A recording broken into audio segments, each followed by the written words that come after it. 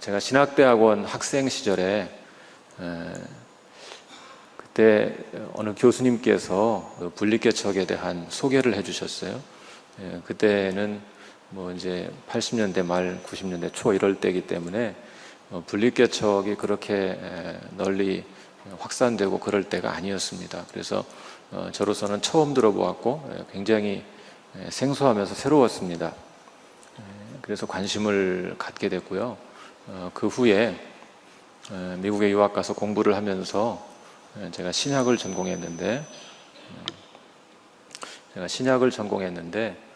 신약을 공부하면서 선교학을 부전공을 했습니다. 그래서 주로 선교학 부전공하는 과목에 대한 연구를 할 때 이런 분야와 관련된 쪽으로 조금씩 연구를 해보았습니다. 뭐 별다른 것은 아니고 좀 사도행전에 나오는 교회 모델이 어떤 것일까, 그런 것에 관심을 갖고 좀 연구를 해보았습니다.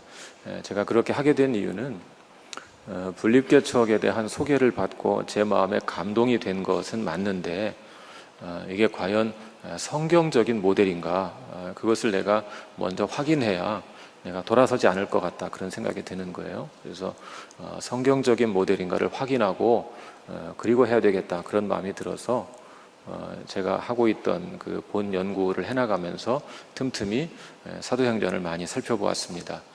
그러면서 뭐 이렇게 형태상으로 똑같지는 않지만 적어도 원리상으로 교회가 교회를 개척하는 것이 성경적이다, 그런 확신을 갖게 됐고요.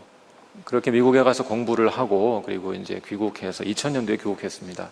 2000년에 귀국해서 새누리교회에 저는 부임해 왔습니다. 처음에는 부임해 왔고, 그리고 부임해 온 교회 성도들에게 틈틈이 계속 분립개척에 대한 비전을 이야기하고, 그리고 제가 부임한 뒤 4년 후 4년이 지나고 지금 목회하는 교회를 분립개척하게 됐습니다. 제가 직접 나와서 교회를 개척하게 된 이유는 이게 처음 시작인데, 사실 어느 정도 성장한 교회에서 난데없이 분립개척을 이야기하면 누가 막상 따라갈 사람이 없습니다. 그렇잖아요. 그곳은 건물도 있고 성도들도 웬만큼 모이고 안정된 곳인데 갑자기 뭐 전도사님이나 부목사님하고 나와서 교회를 개척해라 그러면 그게 말처럼 쉽지는 않습니다. 그래서 첫 시작은 내가 해야 되겠다, 그렇게 생각이 들어서 성도들에게 좀 요청을 하고 설득을 하고, 그런 시간이 몇 년 걸렸고요. 그렇게 4년 동안의 그런 시간을 걸쳐서 설득을 하고 2004년도에 지금 섬기는 교회를 분립개척하게 됐습니다. 이번에는 저희 교회 부목사님을 잘 훈련을 시켜서 그분을 내보내서 개척을 하게 됐습니다. 그 사이에 뭐 내용 중에 잠시 나오겠지만 그 사이에 사실은 한 교회를 더 개척했는데 저희가 같은 이름을 쓸 수 없는 그런 사정이 있었습니다. 저희 교회 이름이 새누리교회잖아요. 새누리. 근데 이 새누리, 제가 새누리라는 이름이 그 한문으로 번역하면 신천지입니다. 신천지. 똑같아요. 새누리가 신천지예요. 근데 이제 또 한 교회를 개척하고 왜 이름을 못 썼냐면, 대전에서 처음에 중국인 유학생 교회를 개척을 했습니다. 캠퍼스에 중국 선교사 출신 목사님을 파송해서 처음에 전도해서 소그룹 몇 개 만들고 인원을 모아서 개척하고, 이런 방식으로 캠퍼스에 사람을 보내서 파송해서 개척하는 그런 방식으로 교회를 세웠는데, 우리가 가칭으로 그냥 부를 때 새누리 중국인 교회 이렇게 불렀었습니다. 그런데 정식으로 교회를 설립하려고 할 때 그 중국인 형제들하고 상의를 했더니 이제 중국 사람이 이해하기 좋게 써야 되는데 한문으로 뭐라고 하냐 했더니 신천지라고 한다는 거예요. 다른 말이 없냐? 다른 말이 없대. 그 말이 딱 정확한 말이래요. 그래서 우리 교회가 신천지 교회가 될 수는 없다. 그래서 그 이름을 쓰지 못한, 그래서 다른 이름을 쓰고 있는 교회를 또 중간에 하나 더 개척을 했습니다. 뭐 그런 과정을 밟아서 오늘까지 왔고요. 오늘 제가 그 한국교회 분립개척 운동이 나아갈 길, 이게 제목을 잡고 보내고 나중에 후회를 했어요. 너무 거창하다. 뭐 내가 뭐라고 한국교회 분립개척 운동이 나아갈 길을 제시하나, 이런 마음이 들었습니다. 그렇지만 또 뭐 그럼에도 불구하고 제가 이런 제목을 붙이게 된 이유는 오랫동안 이 분립개척 운동을 직접 할 뿐만 아니라 좀 이것을 좀 이론적으로 연구하는 사람도 필요하겠다, 그런 마음이 제 마음에 있었습니다. 그래서 오래전에 목회와 신학에 이런 글을 기고하고 그 외 다른 잡지에도 기고하고 그런 적이 있었습니다. 그래서 이 시점에서 좀 이런 문제에 대한 이론적인 정립도 하고 좀 방향을 제시하는 일도 부족하지만 누군가 시작은 하면 좋겠다, 그런 마음이 들었습니다. 시작을 하고 제시하면 이제 여러 학자들이나 목회자들이 보완하면서 발전하지 않을까, 그런 마음이 들어서 이런 제목을 좀 붙여보았습니다. 한번 같이 그 자료를 보겠습니다. 분립개척은 최근에 갑자기 발생한 새로운 운동이 아닙니다. 선교 초창기에는 자연스러운 분립개척이 이루어졌습니다. 선교 초기에는 한 지역에 세워진 교회가 어느 정도 성장하면 그 교회의 도움을 받아 새로운 교회를 개척하는 일은 지극히 일상적인 일이었습니다. 그렇지만 분립개척이 새롭게 주목을 받게 된 것은 1980년대 이후에 벌어진 현상입니다. 대형 교회의 구조적 한계를 목격하면서 새로운 대안으로 분립개척을 추구하는 교회들이 생겨나기 시작했습니다. 처음에는 한두 교회의 특별한 개척 방법으로 여겨졌지만 여러 교회들이 분립개척을 시도하면서 분립개척은 나름대로 하나의 대안운동으로 자리를 잡았습니다. 이 시점에서 한국교회의 분립개척 운동을 소개하면서 한국교회 분립개척 운동이 나아갈 길을 모색해보는 것은 시의적절한 일이라고 생각합니다. 본 글에서는 먼저 분립개척 운동에 대한 이해를 돕기 위해 분립개척에 대한 기본적인 내용들을 검토한 후에 한국 교회의 분립개척 운동이 나아갈 길을 제시하고자 합니다. 제가 이 글의 전반부에 소개하는 것은 대부분 예전에 썼던 논문과 글에서 제 글에서 인용한 것입니다. 출처는 좀 밝혀놓았고요. 분립개척의 의미, 분립개척이란 분립이라는 단어와 개척이라는 단어를 합성한 것입니다. 강조점을 두어야 할 단어는 개척입니다. 분립은 방법입니다. 결국 분립개척이란 개척의 한 방법입니다. 그래서 먼저 개척을 생각해보고 그 후에 분립을 살펴보겠습니다. 지금 이 시대에도 교회 개척은 여전히 복음 전도의 가장 효과적인 수단입니다. 우리나라의 기독교 인구가 800만 명을 넘는다고 하지만 그 통계를 그대로 인정한다고 하더라도 여전히 약 4,200만 명 이상의 시커들이 있습니다. 교회 개척은 복음에서 소외된 사람들을 그리스도께로 이끄는 가장 효과적인 수단입니다. 어떤 사람은 이미 교회가 많이 있는데 새로운 교회를 세울 필요가 있느냐고 묻습니다. 이에 대해서는 주변에 있는 좋은 교회들의 경우를 생각하면 답을 얻을 수 있습니다. 우리가 좋은 모델로 생각하는 교회도 대부분 그 지역에 교회가 하나도 없어서 세운 것은 아닙니다. 기존 교회들의 여러 가지 문제점을 답습하지 않고 새로운 교회고 성경적인 교회를 세우기 위해 나름의 꿈을 갖고 새롭게 교회를 세운 것입니다. 물론 선교 초기에는 교회가 없는 곳에 주로 새로운 교회를 세웁니다. 그러나 그 시기를 지나서 교회가 많이 존재한다고 해도 교회는 여전히 세워져야 합니다. 교회 역사를 보면 지역교회는 명멸을 거듭합니다. 결코 하나의 지역교회가 영원할 수 없습니다. 이미 교회가 존재한다고 해서 더 이상 새로운 교회를 세우지 않으면 교회는 결국 사라질 수밖에 없습니다. 사라지는 교회가 있지만 새롭게 세워지는 교회도 있기에 교회는 여전히 이 땅에서 빛과 소금으로 존재하는 것입니다. 그러므로 이 땅에 복음을 필요로 하는 사람들이 있는 한 교회는 끊임없이 새롭게 개척되어야 합니다. 그러면 왜 교회를 개척할 때 분립이라는 방법을 사용할까요? 사실상 분립을 통한 교회 개척은 그다지 새로운 것이 아닙니다. 교회 역사를 보면 선교 초기에는 한 지역에 교회가 세워지면 얼마 후 가까운 지역에 제2교회, 제3교회 등으로 교회를 분립하여 개척하는 전통이 있었습니다. 지금 제가 목회하는 교회가 새누리 2교회잖아요. 숫자 2. 어떤 분들이 의아하게 생각합니다. 왜 숫자를 썼냐? 저는 이 교회에 대해 생각을 할 때마다 좀 이상하다는 생각이 들었던 것이 뭐냐면 왜 모두가 제1교회일까 이 생각이 들었어요. 왜 모두가 제1교회일까? 그게 뭐 제일 크다는 말인지 제일 먼저 세웠다는 말인지 보통은 크다 작다를 가지고 제일이라고 말하지는 않죠. 그건 뭐 계속 성장하기도 하고 달라지는 것이니까 대체로는 예를 들면 서울이란 도시에 제일 먼저 교회가 세워지면 서울 제1교회 이렇게 부르는 겁니다. 그러면 자연스러운 것은 그 다음에 개척하는 교회는 서울 제2교회 그러면 되잖아요. 근데 그렇게 안 하죠. 다시 교단이 다르니까 하고 다시 제1교회 이런 말을 붙입니다. 그러니까 우리 한국에 있는 교회들은 뭐 10번째, 100번째 세워져도 여전히 제1교회고 변두리에서도 항상 중앙교회잖아요. 항상 중앙교회. 그래서 그게 좀 싫었어요. 좀 잘못됐다. 근데 내가 미국에서 보니까 필라델피아 제10 장로교회 이런 교회가 있었어요. 제10 장로교회. 굉장히 그 교회를 자세히 알지도 못하는데 제 마음에는 그냥 그런 것이 감동이 있었습니다. 우리 한국의 질병 중에 하나가 너도나도 1등 하려는 심리 같은 게 있어서 그래서 처음에는 제2교회 이렇게 해서 새누리 제2교회 이렇게 했는데 어떤 분이 그럼 나중에 네 번째 세워진 게 새누리 제사교회입니까? 그래서 교회 이름이 또 제사교회는 좀 그렇다. 그래서 그냥 제자를 빼다 보니까 새누리 2교회 이렇게 됐습니다.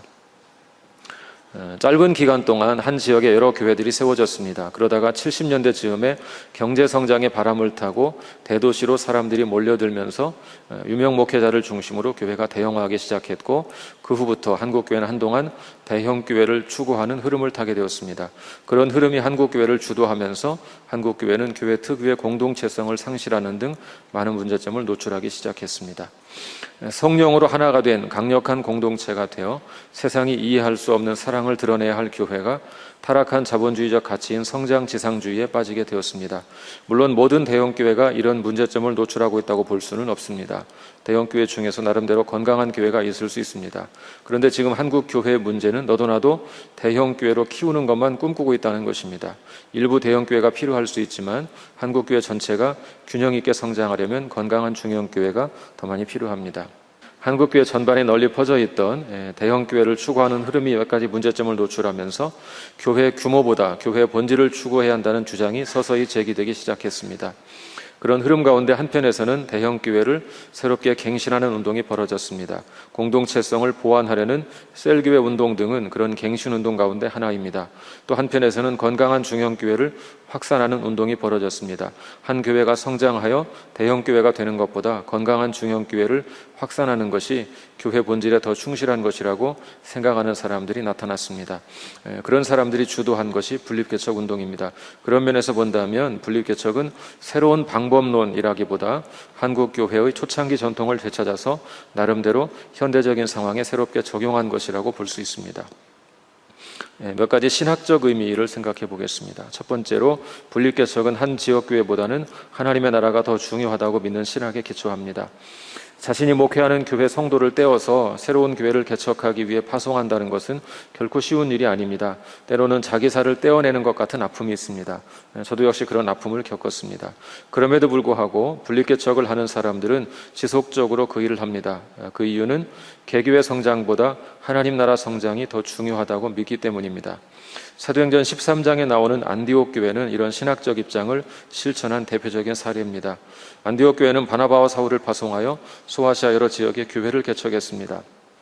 자기 교회의 영향력 있는 목회자들을 팀으로 파송하여 교회를 개척하게 한 것은 안디옥 교회가 하나님 나라의 성장을 더욱 중요시하고 있다는 것을 잘 보여줍니다.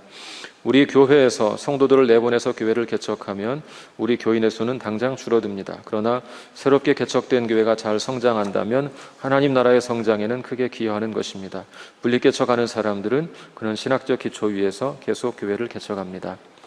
두 번째, 분립개척은 교회의 공동체성을 회복하기 위한 운동입니다. 만약 교회가 추구할 가치가 단지 양적인 성장만이라면 굳이 분립개척을 할 필요가 없습니다. 오히려 대형교회가 양적 성장에는 더 유리할 것입니다. 그러나 교회의 대형화는 대부분의 교회가 공동체성을 상실하는 결과를 낳았습니다. 사도행전에 나오는 초대교회는 대부분 작은 규모의 가족 공동체였습니다. 그들은 철저한 공동체성으로 무장하여 세상을 뒤흔들었습니다. 분립개척은 그런 공동체성을 회복하기 위한 운동입니다. 분립개척을 하는 사람들은 교회는 그리스도의 몸이며 하나님의 가족이라는 신학적 확신에 따라 교회의 공동체성을 회복하기 위해 이 사역을 합니다. 바울이 그리스도의 몸이라는 소개를 할 때 고린도전서에 보면 이런 표현이 있습니다. 한 지체가 고통을 받으면 여러 지체가 고통을 받고 한 지체가 즐거워하면 다 같이 즐거워한다, 그런 표현이 있지 않습니까? 그게 실제로 교회에서 이루어지는 것이 마땅하죠. 저희 교회 목회하면서 그런 일을 많이 겪습니다. 한 번은 키가 한 1m 20cm 정도 되는 외소증 장애를 앓고 있는 한 50대쯤 된 여자 성도님께서 교회에 오셨습니다. 근데 그분을 만나면서 이제 이야기를 나누어 보니까 그분이 교회에 잘 적응을 못하고 있었습니다. 굉장히 신앙이 좋은 분이었습니다. 근데 왜 적응을 못하셨는가 이야기를 들어보니까 다른 성도들은 그것이 배려라고 생각하는데, 예를 들면 그분 여성교 회원들이 김장한다고 다 모여서 일하러 가면 안쓰러운 마음이 드는 겁니다. 아기 같은 키밖에 안 되는 분이 돕는다고 오니까 그러니까 집사님은 그냥 쉬어 뭐 이렇게 말하는 겁니다. 그러니까 이분은 자기도 일원으로서 봉사하러 갔는데 자꾸 봉사에서 배제를 시키는 겁니다. 그러니까 결국은 그것이 자기를 밀어내는 것처럼 느낄 수밖에 없는 겁니다. 그래서 이제 그런 아픔을 가지고 있다가 우리 교회에 오셨습니다. 우리 교회에서는 뭐 특별한 대우를 하지도 않았고 특별히 당연히 박대하지도 않았고 그냥 똑같은 일원으로 대하고 다만 그분이 몸이 불편한 것에 대해서만 조금씩 교회가 배려를 했습니다. 그리고 온 성도들이 그분을 귀하게 여기고 존중하고 그냥 공동체가 받아들였습니다. 뭐 굉장한 일을 한 것은 없습니다. 그런데 그분이 그렇게 지내시다가 저는 그때까지 몰랐는데 외소증 장애를 앓는다는 것이 대부분의 장애가 다 그런데 그냥 그 장애를 앓는 것으로 그치지 않고 대개 수명이 짧아지는 경우가 많습니다. 그 장애로 인해 많은 문제가 발생합니다. 합병증 같이 발생합니다. 그래서 우리 교회에 오셔서 몇 년 생활하시다가 결국 우리 교회 돌아가셨습니다. 근데 마지막 그분이 돌아가시고 장례식을 치르는데 그분은 아무런 연고가 없습니다. 결혼을 했었는데 남편이 나중에 돌아가셨는데 사고로 돌아가셨는데 남편은 정상적인 이 키와 신체를 가지고 있는 분이었습니다. 그러니까 시댁에서 너무 싫어하는 겁니다. 그러니까 일찍부터 시댁과 좀 멀어지게 되었고 남편까지 죽으니까 시댁하고는 완전히 인연을 끊어버렸습니다. 유일하게 친정에 친정 형제들 한두 명 있는데 실제로 장례식 할 때 보니까 아무도 없습니다. 우리 교인들밖에 없습니다. 그런데 우리 교인들이 우리 교회에 어떤 유력한 교인의 장례식보다 더 많이 왔습니다. 뭐 수십 명, 5, 60명이 가득 예식장을 메우고 2박 3일 동안 장례를 잘 치렀습니다. 그런데 그랬더니 그 친정 동생이 저한테 그런 고백을 했습니다. 목사님, 우리 언니가 새누리교회 가서 난생 처음으로 사람 대접 받았습니다. 그렇게 말씀하시는 거예요. 그러면서 너무너무 고맙다고 그렇게 고백하는 것을 들었습니다.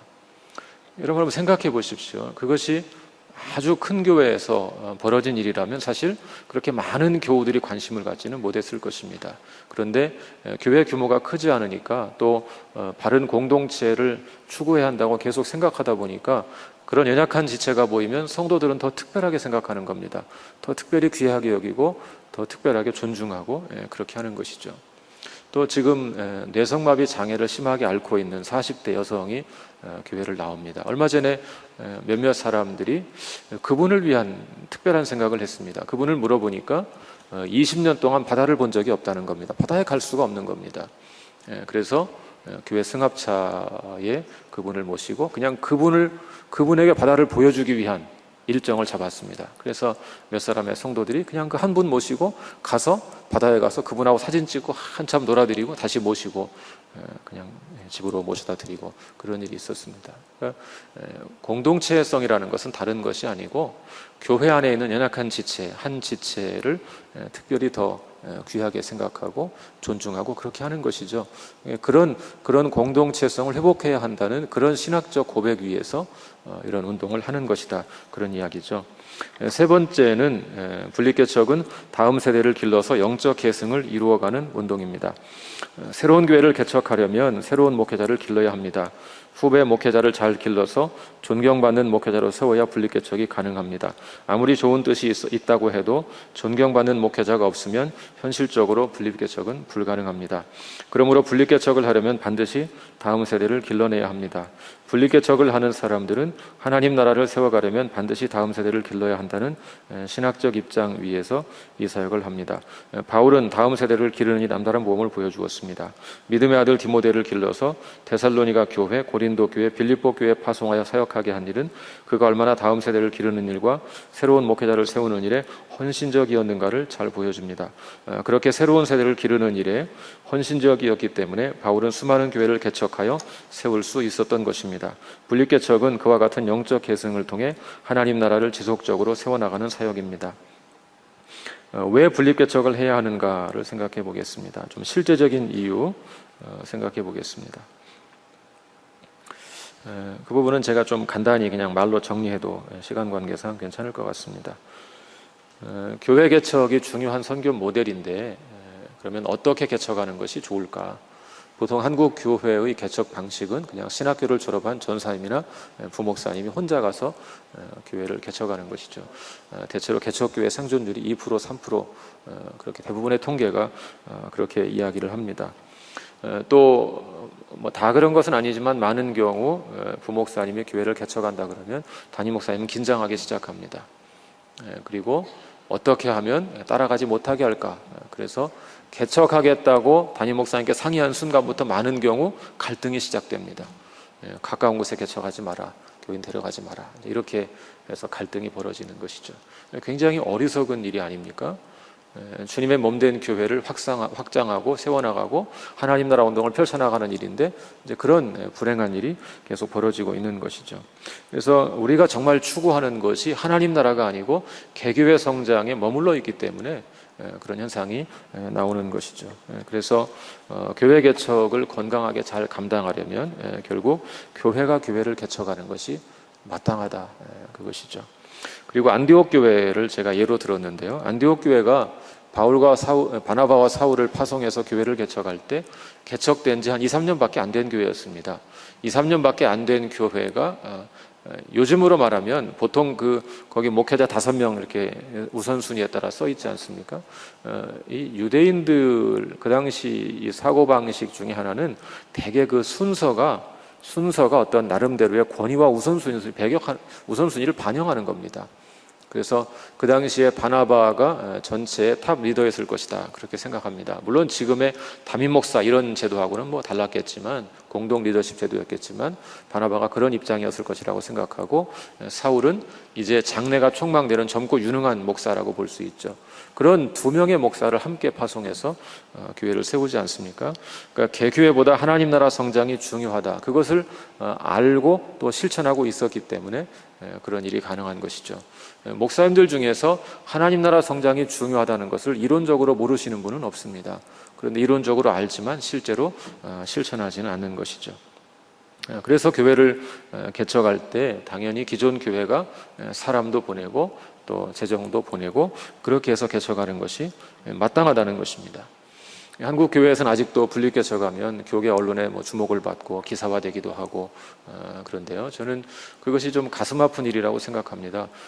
혼자 교회를 개척했다, 이게 좀 특이하게 보여야 되는데 교회가 교회를 개척했다, 교회가 교회를 개척하다니 놀랍다, 이런 반응이 나오지 않습니까? 저는 그런 반응이 놀랍습니다. 교회가 교회를 개척하는 게 너무 마땅하고 당연한 일인데 그게 왜 놀라울까, 그런 생각이 드는 것이죠. 한편 생각해 보면 한국 교회가 너무 분열된 교회가 많다 보니까 분자가 나오는 순간 알레르기 반응 생겨요. 분립, 분열, 이렇게 이제 제가 저희 가끔 새신자들이 와서 좀 지내다가 용어를 혼동했을 때가 있어요. 우리 교회가 그래서 분열교회가 아니라고 내단치죠. 무슨 분열교회? 분립교회라고 내가. 분립개척이라고. 분열개척이 아니고 분립개척. 이제 분열에 알레르기 반응이 있다 보니까 그런 면도 있는 것 같고요. 그런데 조금씩 방식은 다를 수 있지만 저는 교회가 교회를 개척하는 일은 그건 너무 당연한 일이다, 그렇게 생각합니다. 또 그래야만 또 지금 같은 시대에 교회가 잘 생존할 수 있고 살아남을 수가 있다, 그런 생각이 듭니다. 분립개척에 대한 국내외 사례를 좀 보겠습니다. 지금은 많습니다. 지금은 많고 제가 이와 비슷한 논문을 썼던 일이 벌써 오래전인데 한 7, 8년 전인데 그때만 해도 많지 않았는데 이번에 찾아보니까 여기 써놓은 것도 훨씬 더 많았어요. 훨씬 더 많은데 제가 굳이 일일이 다 거명할 필요가 없는 것 같아서 몇 개 교회만 썼습니다. 나들목교회, 남서울교회, 새누리교회, 샘물교회, 영동교회, 잠실중앙교회, 향림교회, 향상교회. 사실은 이 외에도 우리가 이름을 알지 못하지만 10몇 개 교회를 연속해서 개척한 교회도 한국 교회 구석구석에 많습니다. 그래서 지금은 그런 정도로 좀 교회 규모는 다양합니다. 수천 명이 모이는 대형 교회부터 수백 명이 모이는 교회, 또 심지어는 100명, 수십 명, 이런 다양한 교회가 있습니다. 근데 교회론적 특징이 몇 가지 있는데요. 첫째, 분립개척을 시도한 교회들은 대부분 교회 공동체성을 소중한 가치로 여깁니다. 둘째, 이들은 한 지역 교회 양적 성장보다 하나님 나라의 지속적 성장에 더 관심을 갖습니다. 그러면 교회들이 분립개척을 어떻게 되었는가 좀 생각해 볼 필요가 있는데요. 염려하는 분들이 많습니다. 분립개척을 하고 나서 뭐 문제는 없는가 이런 염려하는 분들이 많은데 상황이 더 어려워진 교회들은 별로 없습니다. 간혹 있습니다.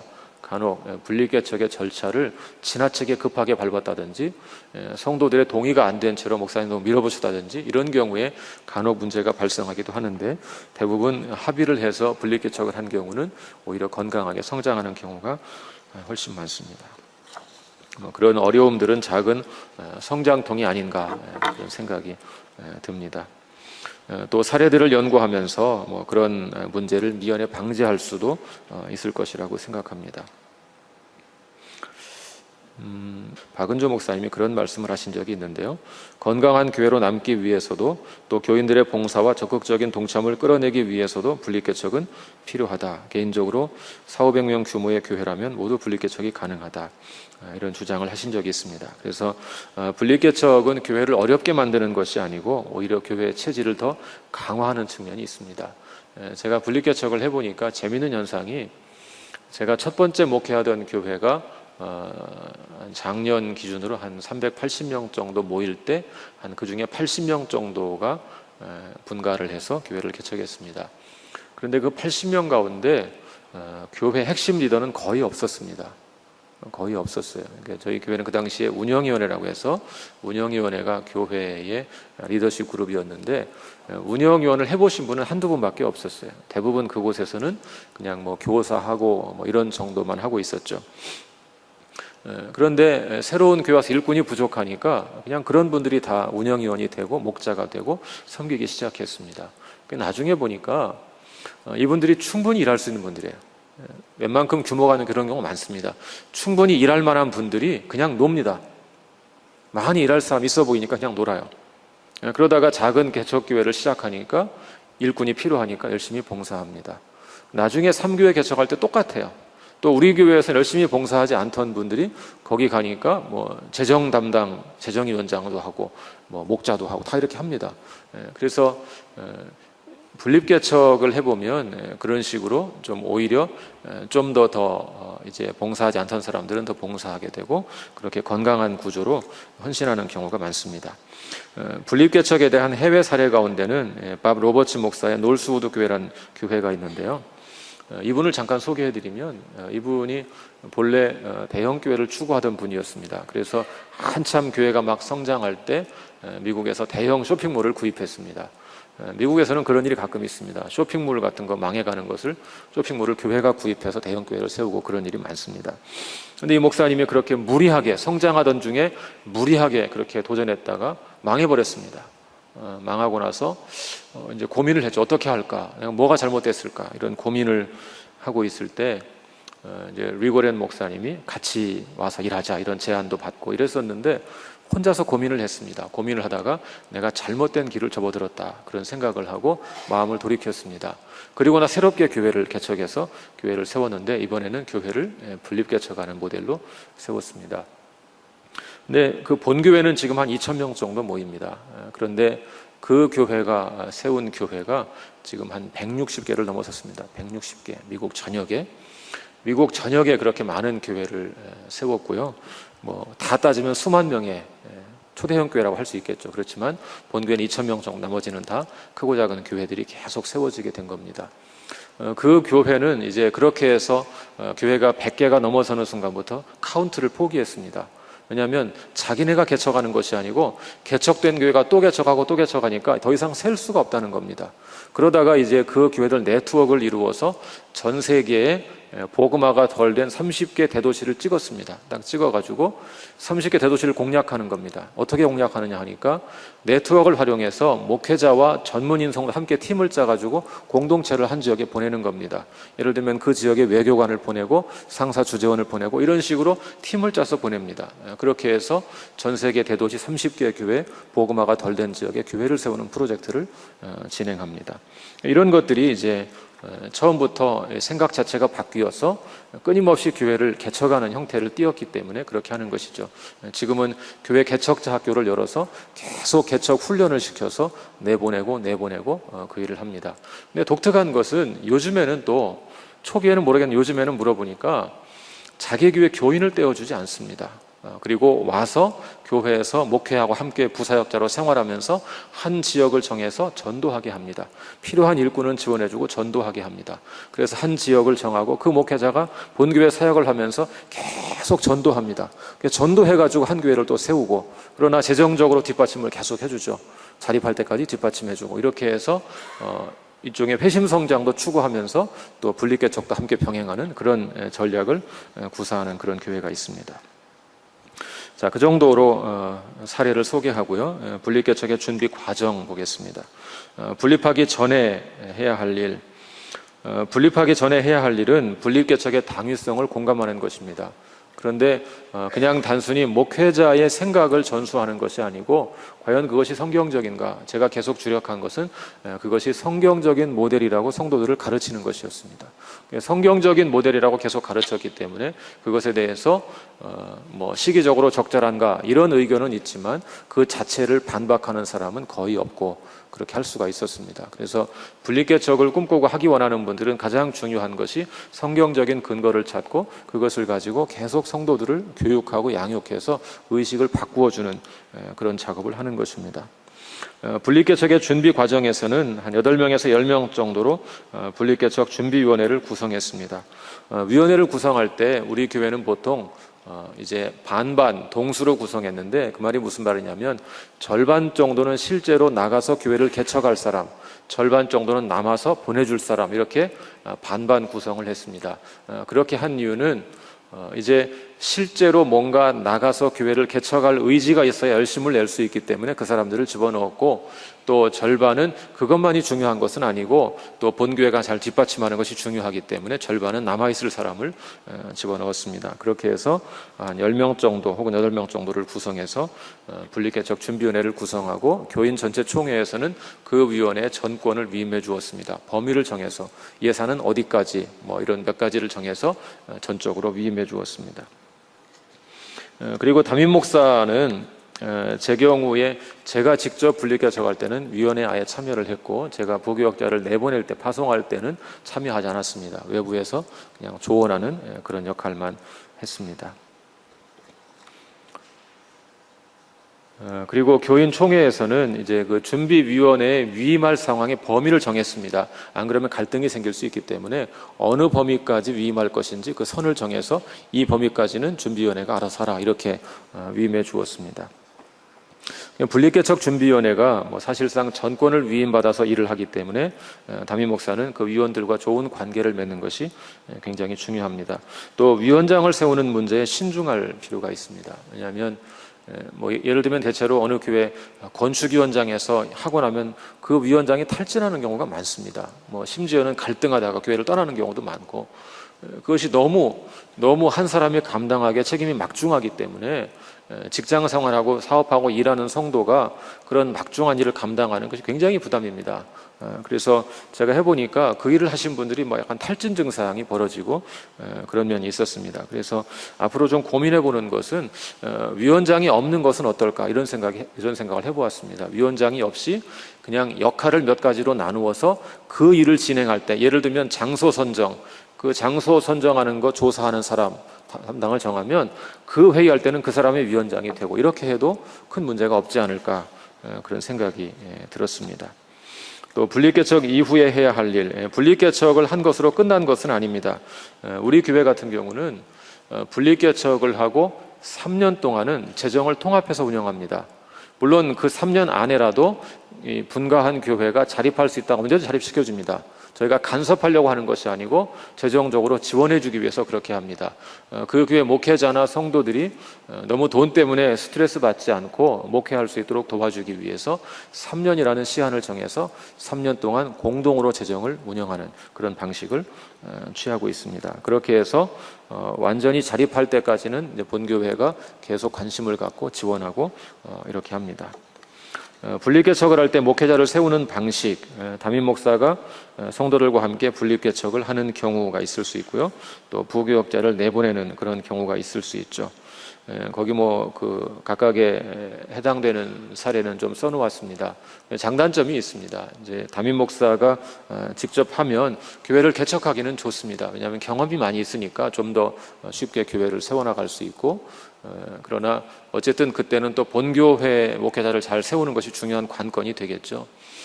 또 부교역자를 내보낼 때는 과연 성도들이 그분을 신뢰하고 잘 따라갈 수 있을 것인가, 이런 면에서 좀 대책을 세울 필요가 있습니다.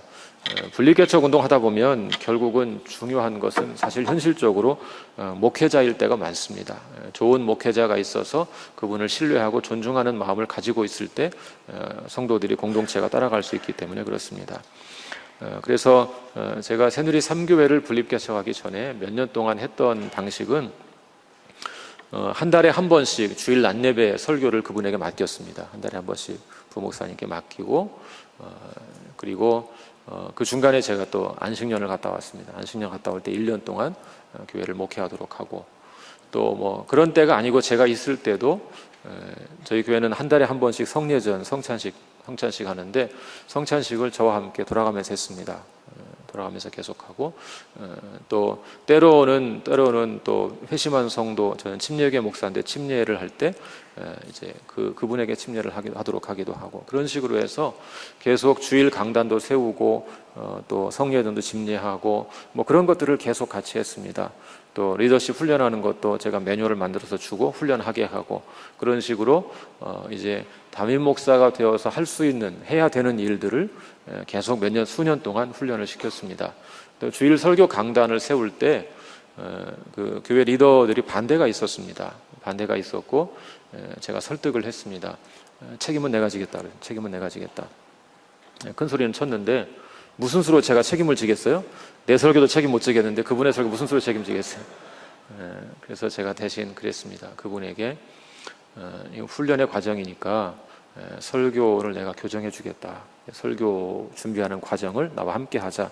그렇게 이야기를 했습니다. 그래서 시안을 주고 본문 연구를 해와라. 해오면 제가 봐서 부족한 것 책을 소개해 주고 더 읽어보게 하고, 그렇게 조언을 해 주었습니다. 또 원고를 써오면 원고를 일일이 다 빨간불에 구정해 주었습니다. 교정해 주고 지도하고. 교인들에게는 그런 얘기 안 했습니다. 안 하고 저와 둘이만 그렇게 해서 계속 했습니다. 그렇게 부목사님들을 좀 신뢰하고 훈련을 했습니다. 그리고 그런 훈련의 과정을 거쳐서 분립개척을 할 때, 3교회 분립개척할 때 한 청장년 45명, 아이들까지 한 70명 정도가 자원해서, 아무런 강요 없이 그냥 자원해서 자발적으로 헌신해서 그렇게 개척을 했습니다.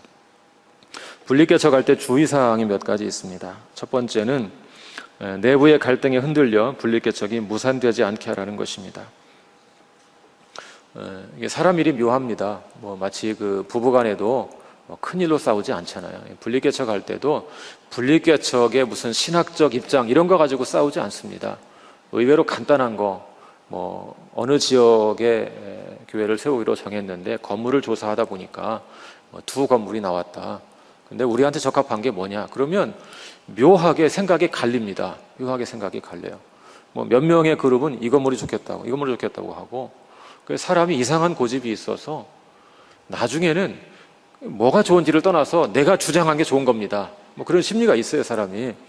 그러니까 다들 뭐 나이가 들고 사회 지도자들인데 교회에서 그런 논의를 하니까 보는 입장에 따라서, 여성들이 보는 입장, 남자가 보는 입장이 다르거든요. 그런 입장에 따라서 주장이 다른 겁니다. 그러면 의외로 별거 아닌 거 가지고 다툼이 생깁니다. 갈등이 생기고. 그래서 그런데 이제 이런 거잖아요. 그 일 자체는 작은 거지만 그것을 가지고 논쟁하는 동안에 마음이 상하는 말을 주고받는 겁니다.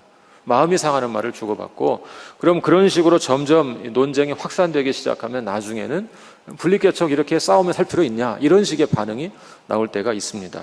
그래서 너무 이렇게 분립개척에 대한 환상을 갖고 있는 분들은 어려움을 겪을 때 실패할 가능성이 있습니다. 제가 누누이 당부하는 게 있습니다. 분립개척은 환상적인 게 아닙니다. 그냥 일상적인 삶일 뿐입니다. 그렇게 제가 당부하죠. 근데 성도들 중에 의외로 그런 생각하는 분들이 있어요. 우리가 분립개척을 막 멋있게 잘해야지, 그렇게 할 바엔 하지 말자, 뭐 이런 식의. 저는 항상 타이르는 것이 어떻게든 하자. 왜냐하면 우리가 너무 매사에 그런 식으로 그 장밋빛 환상을 갖기 시작하면 제대로 할 수가 없습니다. 요즘 뭐 통일운동 똑같거든요. 통일운동. 통일되면 문제가 많이 생길 것이다. 결혼하면 문제가 많이 생기잖아요. 어떻게 결혼하겠어요? 그러니까 자꾸 그런 식으로 생각하면 못합니다. 그래서 너무 내부 갈등이 있을 때 너무 그걸 확대하지 말잖아요. 확대하지 말고 자꾸 축소를 하고 해서 그런 작은 일 때문에 무산되지 않게, 또 인간관계 갈등 때문에 무산되지 않도록 잘 타이를 필요가 있습니다. 그러기 위해 담임 목사가 아주 의지를 가지고 방향을 잘 잡아서 중간에 그런 갈등을 잘 단속하면서 갈 필요가 있습니다. 두 번째는 모교회는 간섭하지 말고 지원만 하라는 것입니다.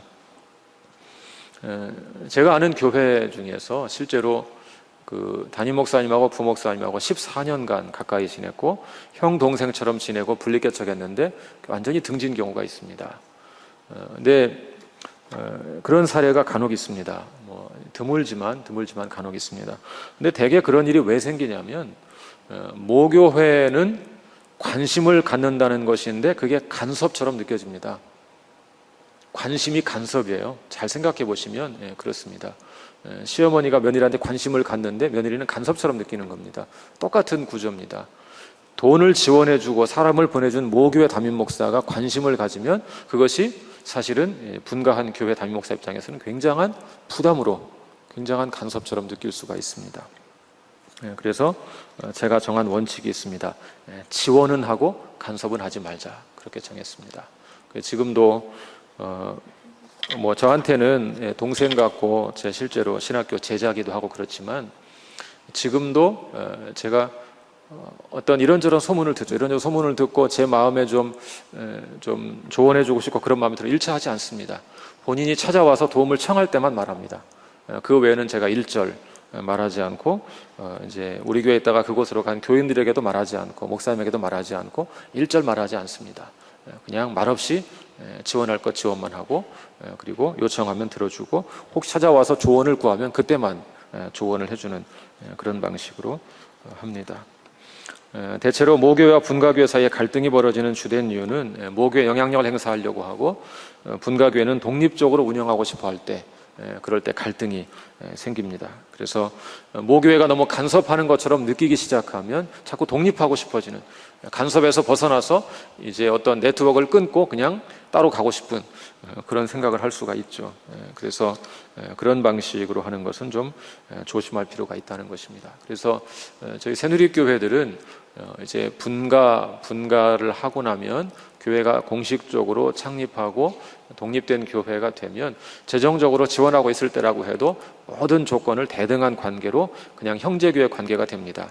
인간적으로는 저의 제자뻘이고 이렇지만 그런 거 아무 관계없이 그냥 대등한 관계를 구성합니다. 예를 들면 연합예배를 정기적으로 드리는데 설교는 무조건 돌아가면서 한 번씩 하고 이렇게 하지 뭐 더 어른이라고 해서 뭐 특별히 대우를 하고 이렇게 하지 않습니다. 그래서 모든 교회가 대등한 관계에서 그냥 네트워크를 이루어서 형제교회를 협력하는 것, 그 정도만 관계를 맺습니다. 아홉 번째, 한국교회 분립개척운동이 지양해야 할 길입니다. 첫 번째, 변칙 세습을 위한 위장 분립개척. 최근에 세습 방지법을 통과시켰는데 그러고 나니까 일부 대형교회에서 변칙 세습의 방법으로 분립개척을 시도했습니다. 새로운 교회를 분립개척하고 그 교회 뭐 막대한 지원을 해서 처음부터 큰 건물을 짓고 수많은 사람을 보내고 뭐 어마어마한 돈을 보내고 아들을 파송하고 이렇게 해서 분립개척했다 이런 말을 하는데 그것은 위장 분립개척입니다.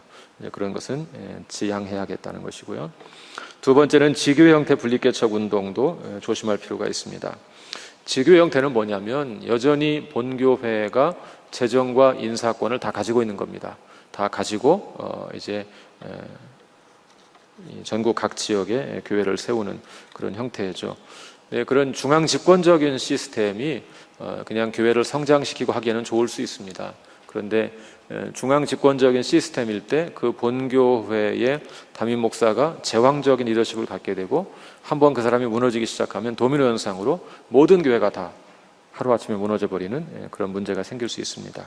그래서 모교회가 모든 권한을 가지고 대리점 운영하듯 하는 그런 형태는 건강한 분립개척 운동이 될 수 없다고 생각합니다.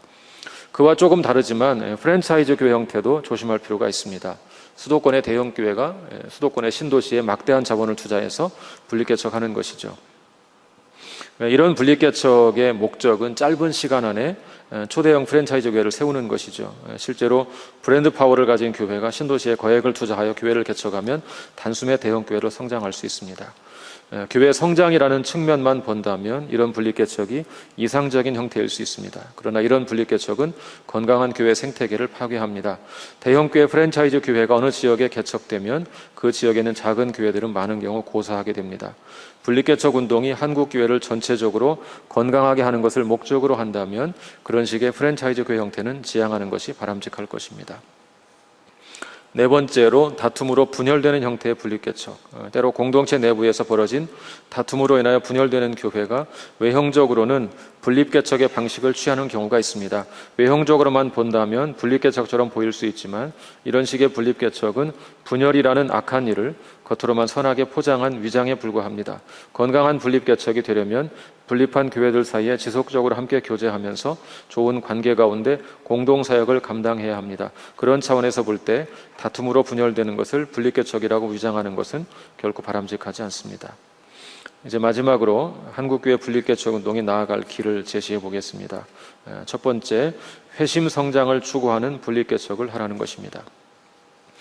분립개척을 시도하는 교회들에게 나타날 수 있는 약점 가운데 한 가지는 회심 성장보다는 이동 성장이 많다는 것입니다. 기존 교회에서 상처받은 성도들이 분립개척이라는 좋은 명분을 내건 새로운 교회를 선택하면서 나타나는 현상입니다. 현상적으로는 충분히 이해할 수 있는 일입니다. 우리 교회 역시 이 문제 자유롭지 못합니다. 그렇지만 분립개척 운동이 건강한 운동으로 자리를 잡으려면 분립개척을 추구하는 교회들이 이동 성장보다는 회심 성장에 주력해야 합니다. 담임하고 있던 교회를 떠나 교회를 분립개척한 후 저는 부교역자를 파송하여 두 교회를 다시 개척했습니다. 한 교회는 캠퍼스에서 전도하여 교회를 개척하는 방식이었고 또 다른 교회는 수십 명의 성도들을 보내는 전형적인 분립개척의 방식이었습니다. 캠퍼스에서 전도하여 개척한 교회는 분립개척한 교회보다 훨씬 먼저 시작했음에도 불구하고 지금도 여전히 교인 수가 좀 더 적습니다. 그렇지만 캠퍼스에서 전도하여 개척된 교회 성도들은 대부분 새롭게 전도된 영혼들입니다.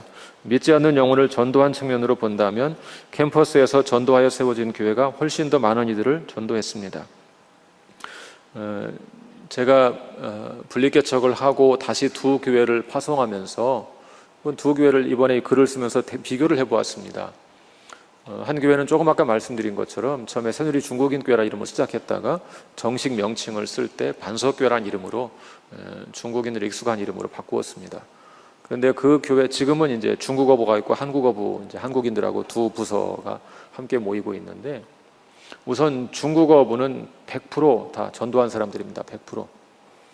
중국 사람들이 한국에 믿은 사람 유학 오는 게 아니잖아요. 그러니까 가끔 신학생으로 왔다가 거기 참여한 한두 사람 빼놓으면 그 외 일반 대학생들 다 전도한 사람들입니다. 그런데 그렇게 전도된 사람들이 다시 선교사로 중국에 나가기도 하고 또 어떤 가정은 그냥 젊은 유학생 둘이 한국에 왔다가 이 목사님에게 전도가 돼서 교회에 나오면서 둘이 연애하다가 결혼했습니다. 그리고 중국에 공부를 마치고 돌아갔습니다. 중국에 돌아가서 그냥 신학을 한 사람들도 아니지만 작은 가정 모임을 일종의 가정교회를 만들어서 이끌고 있습니다. 그런 식으로 체질부터가 그냥 전도에서 양육하는 체질이 되어 있다 보니까 훈련받은 친구들이 다시 중국에 가서 똑같이 하는 겁니다. 배운 대로 그냥 가서 전도하고 양육해가지고 소그룹 모아서 가정에서 모임을 갖고 이런 식으로 하는 겁니다. 또 한국어부도 역시 그런 식으로 이루어집니다. 그리고 우리 교회가 하는 일은 우리 교회가 파송한 선교사에게 지원하는 비용만큼만 계속 지원합니다. 그 교회의 경우는 기한을 정하지 않았습니다. 왜냐하면 대상이 주로 중국인들이기 때문에 중국인 유학생들을 목적으로 하기 때문에 일반적인 자립하기가 아무래도 어렵죠. 그래서 그냥 그 교회는 기한을 정하지 않고 일정한 금액을 계속 지원을 합니다. 그렇게 많지 않습니다. 지금 아마 월 90만 원 이렇게 지원하는 것으로 알고 있는데 그런데 그 목사님이 아주 열정적으로 목회를 합니다. 계속 그냥 그분은 선교사 출신인데 일반적인 패턴을 따라요. 그냥 나가서 캠퍼스에 가서 전도합니다. 한 명 전도하고 또 한 명 전도하고 전도해서 몇 명 만들어서 소그룹 만들어서 양육하고 가르치다가 리더 세워주고 빠지고 이런 식으로 계속 그냥 전형적인 전도하고 양육하는 방식으로 교회를 세웁니다. 그래서 지금도 교인이 많지는 않지만 누적으로는 꽤 되죠. 왜냐하면 유학생들을 파송해서 다시 보내버리니까 누적으로는 꽤 되죠. 그러나 현재 교인 수는 많지 않습니다. 그런데 그 교회가 회심한 사람 수는 훨씬 더 많습니다. 그런 방식으로 했기 때문에.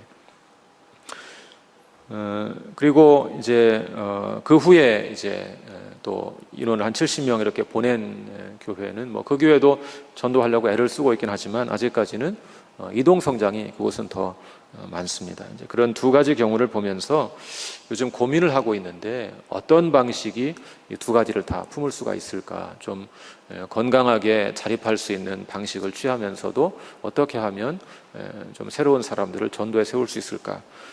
그래서 지금 그런 고민을 합니다. 이런 생각을 좀 해보았습니다.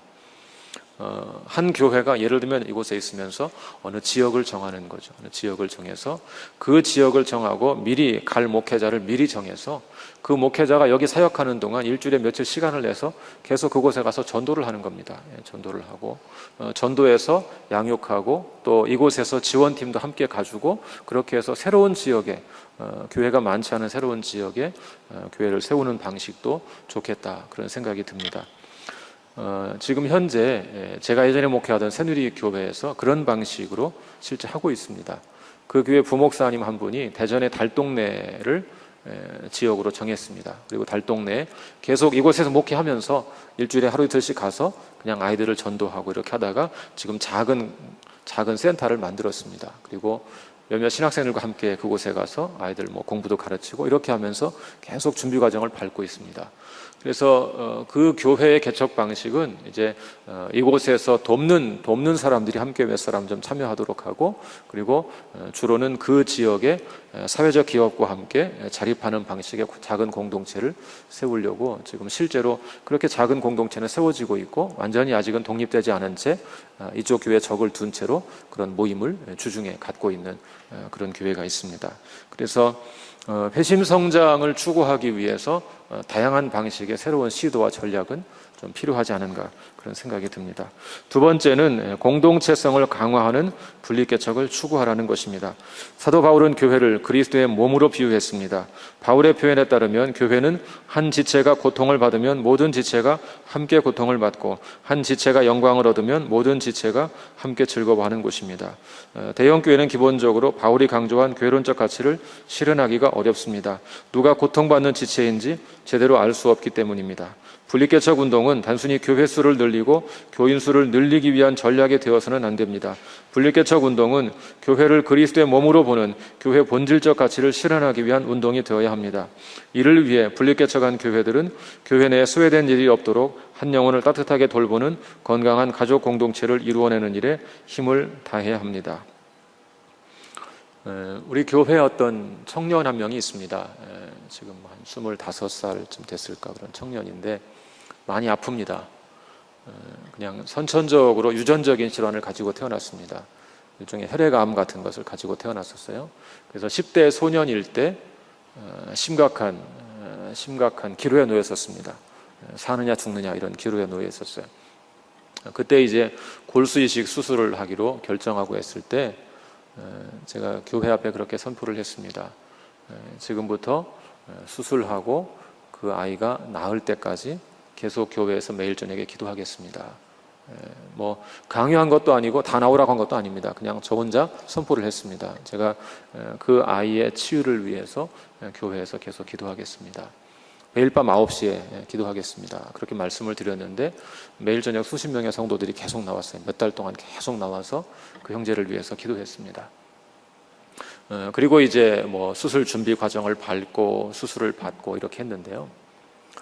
이제 골수이식 수술이라는 것이 사람들은 수술하면 사는 줄 아는데 그렇지 않습니다. 그 아이의 형은 똑같은 질환으로 수술받다가 죽었어요. 수술받고 죽었거든요. 그러니까 그 부모 입장에서는 첫 아이는 잃었고 이미 둘째 아이도 똑같은 유전적 질환을 가지고 태어난 겁니다. 그 아빠와 엄마 사이에 아빠와 엄마는 건강한데 유전자가 있어서 둘이 결합하면 아이가 그렇게 나오는 거예요. 두 번째 아이까지 죽어가는 상황이었는데 얼마나 마음이 절박합니까? 그 부모 입장이. 너무너무 마음이 아픈 거예요. 부모를 볼 때. 그래서 이제 그렇게 기도하기 시작했고 이제 수술을 받았습니다. 수술을 받고 나면 이제 씨름이 뭐냐면 백혈구 수가 늘어나야 되는 겁니다. 백혈구 수가 뭐 1개에서 쭉 늘어나기 시작합니다. 그럼 매일매일이 싸움이에요. 백혈구 수가 줄어들면 죽는 것이고 늘어나면 사는 겁니다. 면역이 강화돼 사는 것이고. 그런데 그때부터 한동안 제가 홈페이지에 중계를 했습니다. 중계. 그 엄마가 제게 전화를 합니다. 목사님, 오늘은 100개입니다. 그럼 100개라고 쭉 올리고. 그러면 그 밑에 댓글이 수십 개가 달립니다. 응원하는 댓글이 수십 개가 힘내라 이렇게 기도한다 달리고 매일 그랬습니다. 매일같이. 오늘은 좀 줄었습니다. 그러다가 또 하루는 확 늘어나요. 500개가 됐습니다. 감사합니다 이랬다가 또 줄어들다가 이런 과정을 결국 몇 달을 겪었습니다. 그 몇 달 동안 계속 교회가 그렇게 온 교회가 지속적으로 그 한 영혼에게 관심을 가졌습니다. 수술하는 날은 어떤 분들은 금식하고 어떤 분들은 병실 앞에 하루 종일 금식하면서 기도하고 그렇게 많은 성도들이 그렇게 기도했습니다.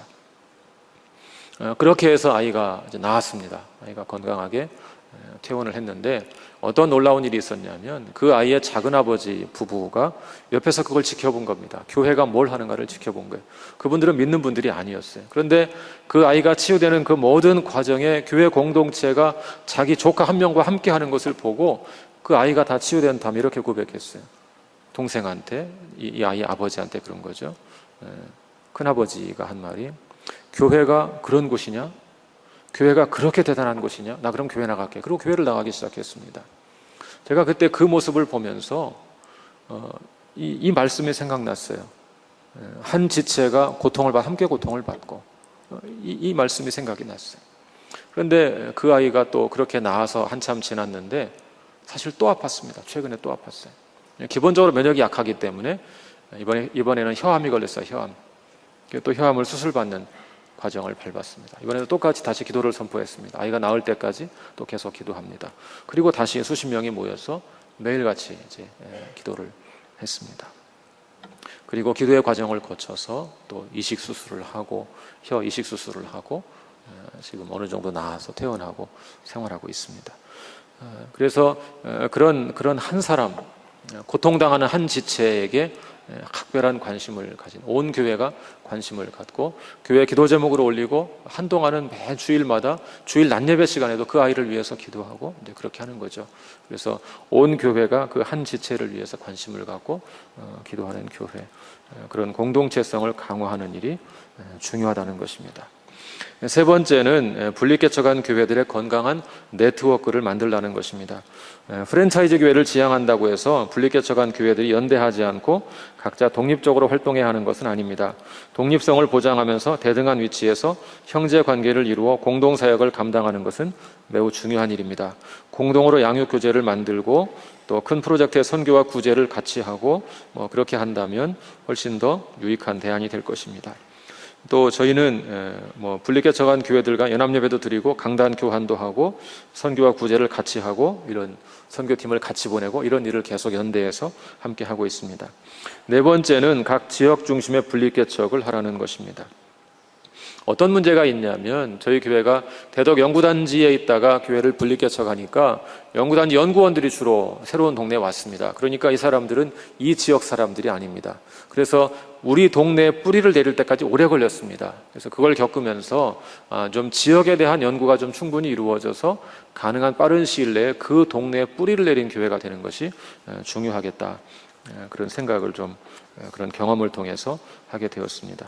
다섯 번째는 기존의 작은 교회와 연대하는 교회를 세우라는 것입니다. 한국교회 분리개척 운동이 지향해야 할 또 다른 대안은 기존에 세워진 작은 교회들과 연대하는 것입니다. 예를 들면 나들목교회는 하나복 DNA 네트워크를 통하여 동역교회들과 함께 교회 개척과 교회 갱신을 추구합니다. 또 아직은 실험 단계에 있지만 개척 인큐베이팅 프로그램을 운영하기도 합니다. 이게 뭐냐면요, 이런 겁니다. 나들목교회의 주변에 있는 어떤 교회 중에서 개척했다가 거의 교회가 문을 닫을 것 같은 상황에 처했을 때 그 목회자와 교인들을 함께 교회 안으로 데려오는 겁니다. 나들목교회 안으로 데리고 들어와서 이곳에서 함께 교인으로 지내다가 좀 더 훈련을 받고 준비가 되어서 다시 지원해서 파송하는 그런 개념으로 하고 있습니다.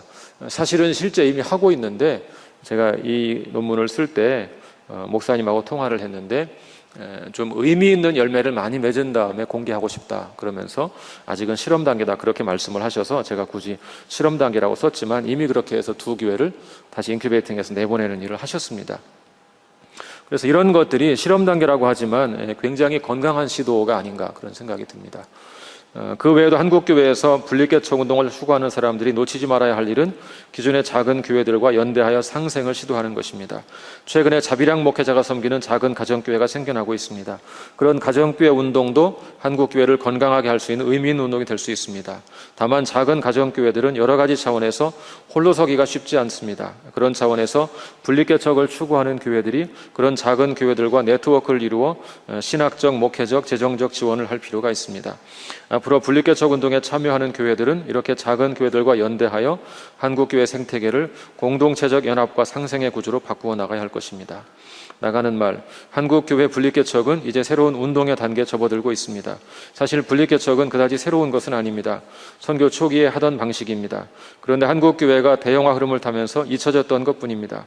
다행히 최근에 여러 교회가 분리개척을 하면서 한국교회를 갱신할 새로운 대안으로 주목받게 되었습니다. 그러나 만약 지금 벌어지는 분리개척이 단순히 교회를 분가하는 것에 그친다면 한때 유행으로 그치고 말 것입니다. 한국교회 분리개척이 한때 유행이 아니라 의미 있는 운동으로 정착하려면 바른 신학적 기반 위에서 작은 교회들과 연대하고 상생하는 하나님 나라 운동으로 발전되어야 할 것입니다. 그렇게 된다면 철저히 자본주의적 약육강실의 정글이 되어버린 한국교회 영적 생태계를 바로잡는 새로운 상생의 모습으로 변화시킬 수 있을 것입니다. 이상입니다. 감사합니다.